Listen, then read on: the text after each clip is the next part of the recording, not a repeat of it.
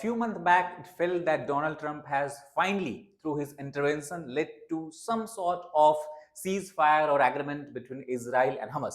However, the recent news that is coming from this particular area, it seems that the Israel-Hamas crisis, Israel-Gaza crisis is something that will not end very fast. And the reason behind this is because of the recent statement of Hamas. Hamas has stated that it is open to weapons freeze instead of disarmament. But as per the Donald Trump's peace plan, it was the total disarmament that he desired, along with the Israel's Prime Minister Benjamin Netanyahu.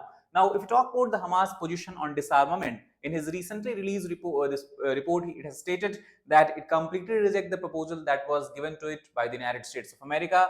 And the leader of Hamas, who is Khalid Mashal, he clearly has stated that the idea of total disarmament, as was desired by Israel and US, is unacceptable to the resistance. Now, the term that you can see here is being used as resistance because Hamas portrays itself as a force fighting the Israeli state as such.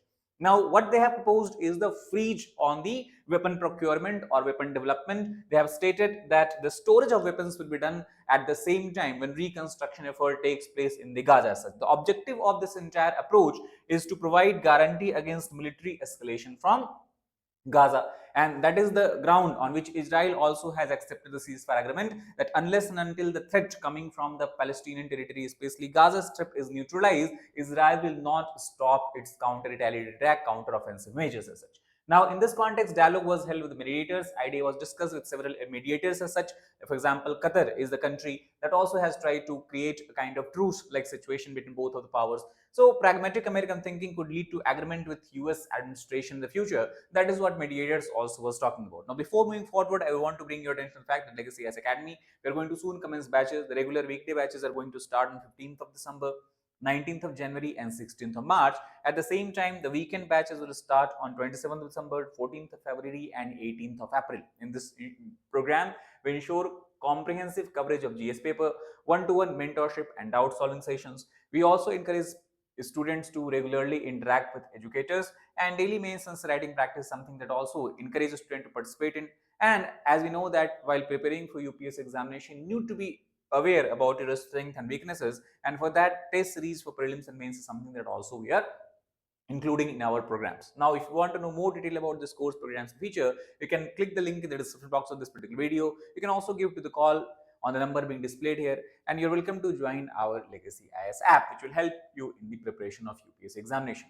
Now, before understanding that how this will impact this entire decision of Hamas, will impact Gaza territory, will impact Israel and overall peace process in the Middle East, we have to understand the current context also. Now, we know that in the month of September, since 10th of October, a ceasefire was basically brought into effect between Israel and Gaza. We know that this entire thing goes back to the 7th October 2023, when Gaza Hamas soldiers, we can say Hamas terrorists, we can say, they entered into the Gaza territory, into the Israeli territory and carried out attack, and also have taken a lot of hostages as well.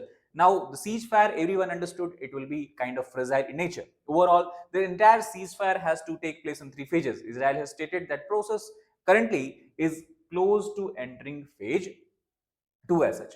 Now, if you try to understand that what is the Hamas view on disarmament and why it is completely disregarding US and Israel's this stance on it, it is because again Khalid Misal has said that if Hamas agree to total disarmament, if the resistance agree to total disarmament, it would mean stripping away the very soul of Palestinians.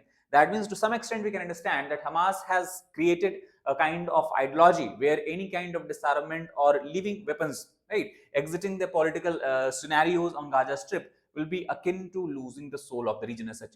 On the other hand, it has suggested alternative pathways instead of disarmament as such.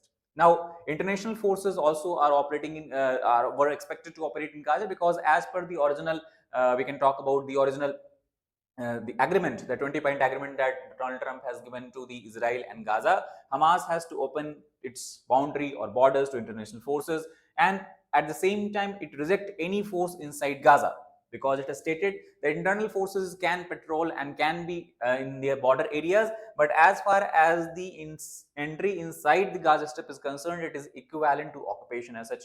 Arab Islamic nations could act as a guarantor of non-escalation. That was also one of the point as agreed in the 20-point agreement as such. Misal on the other hand states the danger comes from the Zionist entity, not from Gaza. As you know that Israel has continuously stated that as long as the Hamas have their weapons, as long as Hamas is able to hold any kind of political power in Gaza Strip, the threat against Israel will continue to exist as such. On the other hand, Khalid Masal, the leader of Hamas, has taken counteractive, what we call as the counter approach, and he has stated that in this particular region of Middle East, danger does not come from Gaza, danger comes from Zionist entity. That is the word they use to refer to the Israel or state of Israel as such.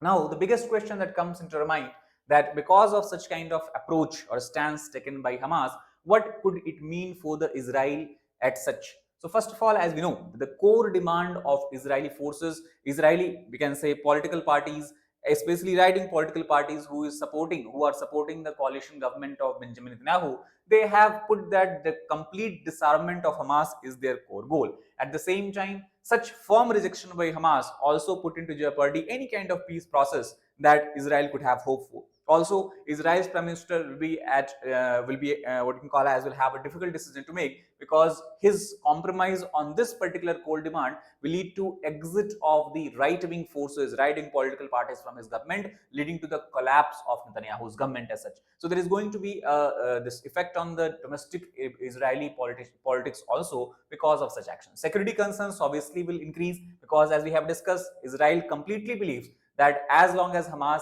is having weapons, Hamas is able to create threat to Israel. The issue of security in the Middle East cannot be resolved as such, and ongoing threats will keep on increasing. This is what Israel believes. Phase 2 was something that was associated with the withdrawal, and as far as the disarmament is concerned, it was believed that Israeli defense forces could only withdraw from the Gaza territory if Hamas agreed to total disarmament. Now, since Hamas is not agreeing to it, it simply means that Israeli defense forces will keep on holding their territory inside Gaza Strip. It will be politically difficult for the Israeli government to justify even withdrawal of IDF in the absence of disarmament. That means the IDF present in Gaza, we can see further in the future as well, it will continue as such. Pressure will increase to modify security model, and again, whatever is the negotiation, both parties have to accept it. That is the issue here. Now, what it means for Gaza, for example, when Hamas states that will not agree for total disarmament, obviously it will also have repercussions on the Gaza and the population of Gaza itself. For example, as we have discussed, Hamas portrays itself as a leader of armed resistance. So refusal to disarm preserves Hamas' claim of this. So Hamas will get political benefit of this.